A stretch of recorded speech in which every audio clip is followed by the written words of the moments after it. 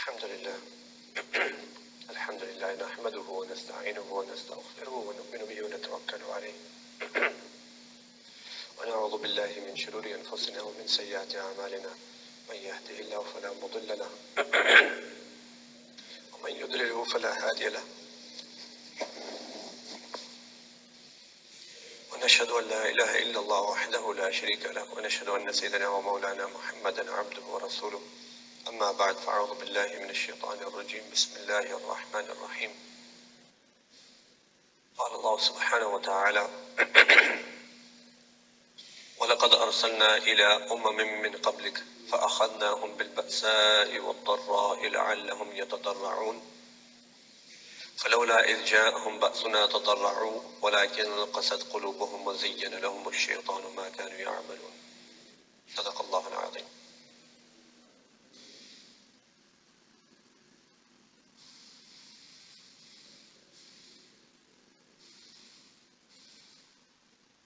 The situation that we're facing right now is such that even the elderly from our communities who are the oldest have never seen anything like this happen before.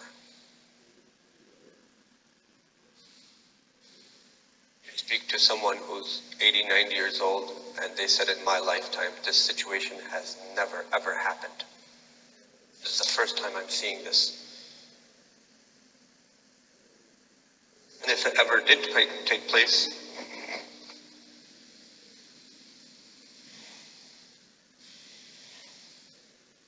it usually was regional or local within a certain area. This is the first time where it has become a pandemic. Literally, it's worldwide. Every single country has been affected. Every single city has been affected. And it seems very clear to the people of Iman that Allah subhanahu wa ta'ala is not pleased with mankind. And He's teaching us a lesson. He's giving us another chance, another opportunity to wake up, to remember Him, to turn towards Him, to gain His pleasure. Problem is when shaitan makes a person's life look good to him and he decorates it in such a way that a person thinks that the life that he has been leading and the life he is leading, there's nothing wrong with it.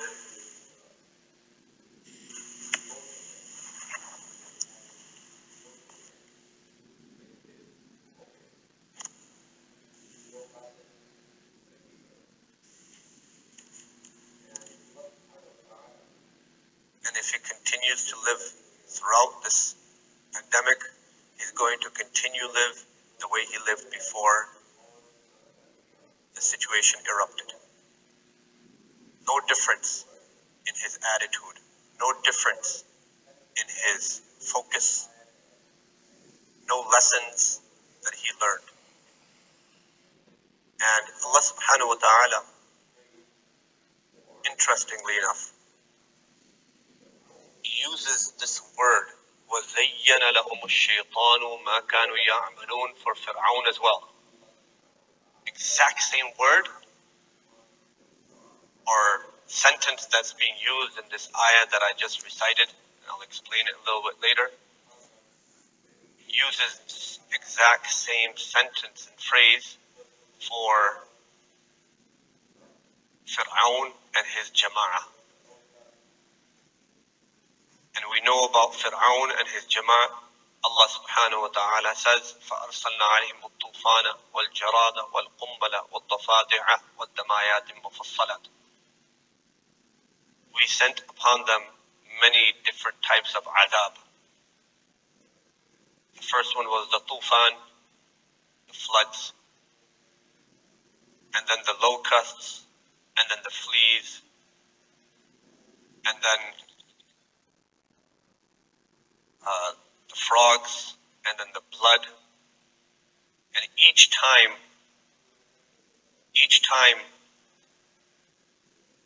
a epidemic came upon them,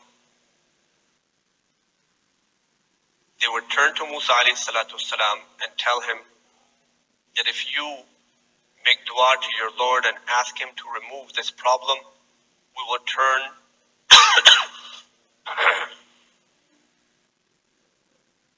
turn Bani Israel over to you, and we will accept Allah and you as his Rasul. Musa alayhi salatu wasalam made dua, and there they went back to their old ways and started accusing Musa alayhi salatu wasalam, all this is because of you. Since you have come, we have been affected by all these different types of epidemics, diseases, locusts and jarad and qummal and tafadi'. And then they would be struck by something new. And then again, they would turn to Musa alayhi salatu salam. He would make dua for them again. This happened repeatedly, but they never ever learned their lesson each time. Never learned their lesson. Why? Because Shaitan decorated for them their bad deeds, their way of life. That they were unable to learn a lesson from this. So if we don't learn a lesson from this pandemic, then really Shaitan has decorated our bad deeds for us, our way of life for us, our ghafla, our ignorance, our jahala, in such a way that we feel that we're connected with Allah subhanahu wa ta'ala even though we have no connection with Him. We think that we are people of knowledge even though we have no knowledge. We think that we are people of taqwa even though we have no taqwa. We are learning no lesson. We are where we started. And so, when these type of situations come, there are a moment for us to reflect. There are a moment for us to, more than anything else, look back in our lives, see what we're doing wrong, and accept that I'm making mistakes, I have made mistakes, and maybe Allah subhanahu wa ta'ala is displeased with me, and I need to make tawbah, I need to make istighfar to Allah subhanahu wa ta'ala. And I need to make istighfar for, not for one thing or two things, for my whole life. Constant istighfar.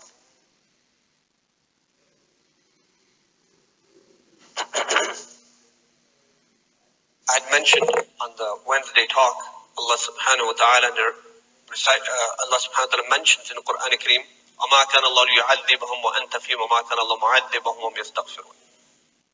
While Allah subhanahu wa ta'ala's Nabi is amongst us, there will never be adab. But if the Nabi of Allah is gone, then there still is the insurance of the istighfar to protect us against disease and adab of Allah subhanahu wa ta'ala. When Allah subhanahu wa ta'ala sent these adab upon previous nations, instead of recognizing that it was an adab from Allah subhanahu wa ta'ala, learning a lesson and turning towards Allah, even to the last moment when the wind started blowing or they started hearing the crack of the first storm or the lightning or whatever type of adab that came upon them, even at that moment, they were very, very hopeful that everything will be okay. فلما رأوه عارضا مستقبلا أوديتنا قالوا هذا عارض ممطرنا بل هو ما استعجلتم فيه. When they saw the clouds of adab coming upon them, the people said, these are the clouds that are going to bring rain and water upon us. What a great thing. And they were very joyful, they were very happy. So to the very last moment, they were in a state of ghaflat, when the adab was right upon their heads. But if you look at Qawm Yunus, فَلَوْلَا كَانَتْ قَرْيَةٌ آمَنَتْ فَنَفَعَهَا إِيمَانُهَا إِلَّا قَوْمَ يُونُس. With Qawm Yunus, when Yunus alayhi salatu wasalam left the city of Nineveh in Iraq,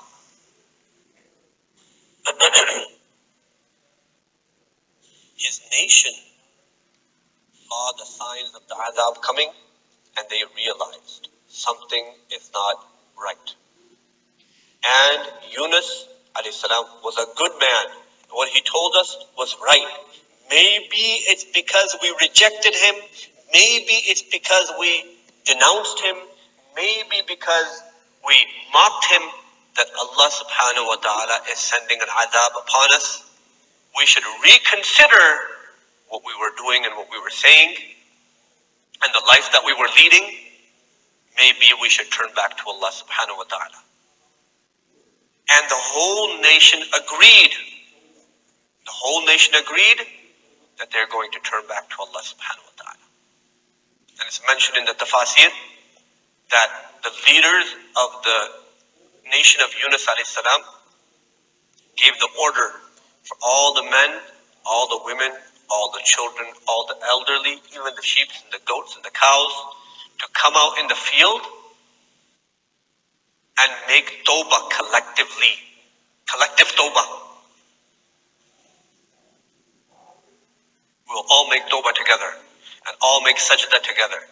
And the moment they made the istighfar, the moment they made the tawbah, the moment they prostrated to Allah subhanahu wa ta'ala, suddenly they saw that these clouds suddenly dispersing. They realized that yes, this was an adab from Allah subhanahu wa ta'ala, that these clouds were not just clouds of rain. These are not your average clouds that are bringing shade, that are bringing water. These are the clouds of adab from Allah subhanahu wa ta'ala. The ability to recognize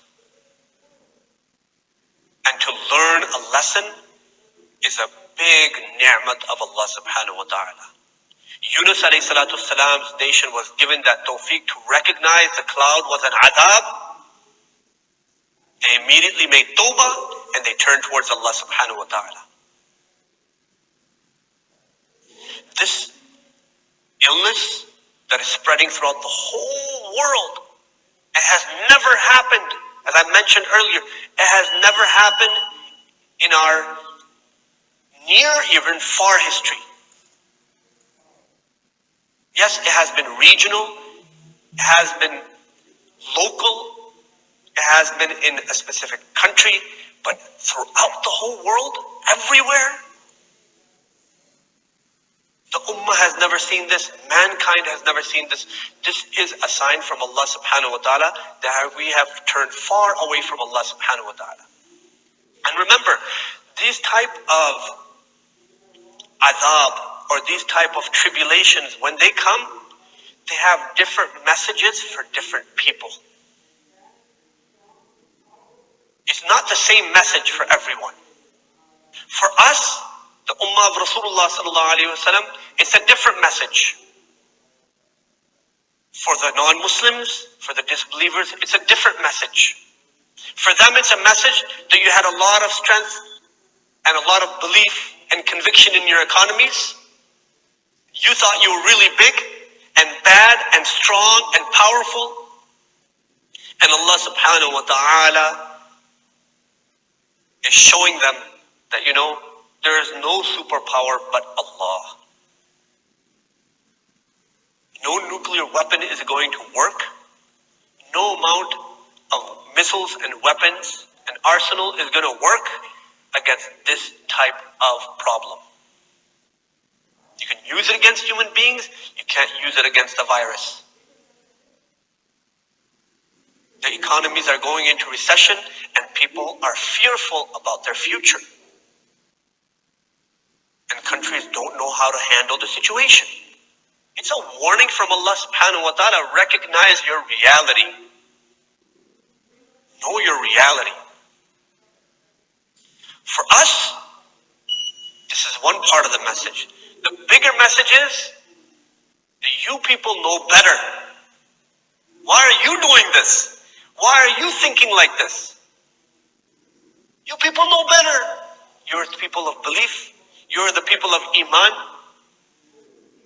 And you're doing the same thing they do. They don't know. Maybe that's to some extent acceptable. You people know and you're still doing the same thing. That's totally unacceptable. We were made the leaders of this whole of mankind. كُنْتُمْ خَيْرُ أُمَّةٍ أُخْرِجَتْ لِلنَّاسِ. We were made the best of mankind. This ummah of Rasulullah sallallahu alayhi wa sallam. We were told to lead everyone, to show everyone what is good morals. And you know what we're doing right now in this pandemic? We're supposed to show everybody good morals. We're the ones who are going out into the stores and hoarding everything.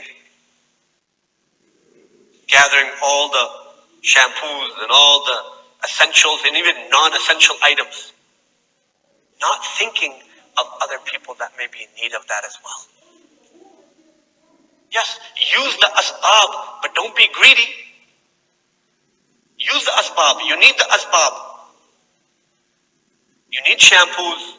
You need medicines. You need the basics of life. But do you need that many?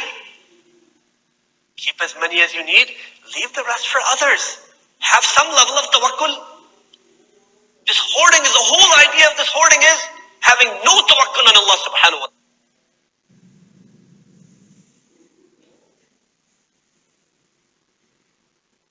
No tawakkul on Allah subhanahu wa ta'ala. We were supposed to be the leaders. We were supposed to show everybody what it's like to be a true believer, what it's like to be a true human being. And because we're not being role models for everybody else, and we're not showing the leadership qualities of showing good morals, we find that everyone else is completely disoriented, completely lost on how to behave in this type of situation. You have an elder person who's been through a situation, you turn towards that person and you say, listen, I'm going through this situation, how do I deal with it? They tell you this is how you deal with it. Right now, the whole world should be looking to this ummah of how to deal with this situation. Instead, we're showing everybody how people shouldn't be.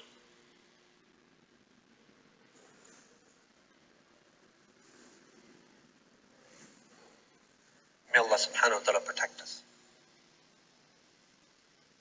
Our time is over. There's just one thing I wanted to mention. And that is, during Hazrat Maulana Shari Thanvi Rahmatullahi's time, I believe he passed away in 1942. So in the early 1920s, there was an epidemic that hit his area, the whole district of Muzaffarnagar and surrounding areas as well. Thousands and thousands of people were dying, and there was no one to bury them. Sometimes their bodies are on the streets. Wherever they were contracted the illness, that's where they fell. In the bathrooms, their homes, they're in the stores, We see that happening here too, by the way, because you get shortness of breath, and you can't breathe properly, and people are just dying all over the place. So people were dying all over the place. And someone came to Hazrat Tanvi Rahmatullah alayhi and asked him, how should we deal with this situation? He wrote a book. On how to deal with these type of situations. When you have an epidemic, when you have a pandemic, when you have some type of adab or some type of tribulation, and you don't know where to turn, and you feel like you've been besieged, like surrounded by all sides. You can't go here, can't go there. All your sources of help and support themselves have fallen victim to this problem. Now you have nowhere to turn to. You had your job is gone. You had your family themselves are in fear and quarantined. Now where do you turn? Where do you go now in such a situation? So he wrote a book called Shawq-e-Watan. Shawq-e-Watan is a book about having hope in our akhirah. Having hope in our akhirah. Because when a pandemic or an epidemic hits, what happens to people? They get frozen in a state of fear. And when people get frozen in a state of fear, they don't think rationally. They don't make the right decisions that they need to make. They don't take the right steps that they need to make. I'll give you a simple example of that. We have masajid where they are holding virtual Jumu'ah. So Jumu'ah is being held over Skype. It's an irrational problem.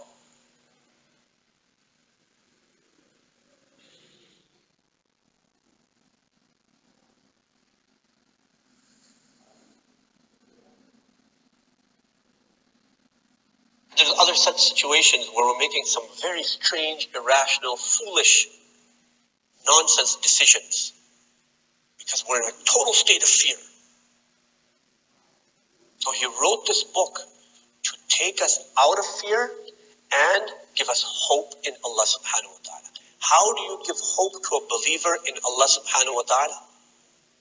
He's narrated a whole collection of hadith on the life in the hereafter.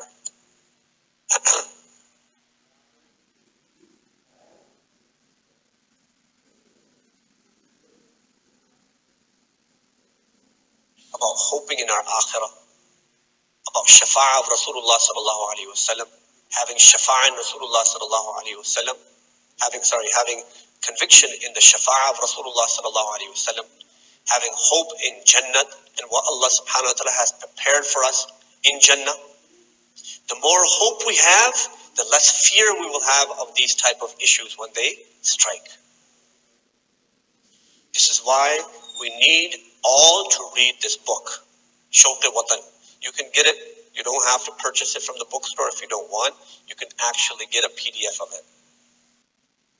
And I recommend everyone definitely read this book in this time.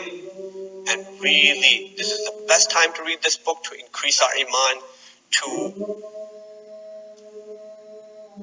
put aside our fears and increase our hope and our strength in Allah subhanahu wa ta'ala. سبحان ربك رب العزة عما يصفون وسلام على المرسلين والحمد لله رب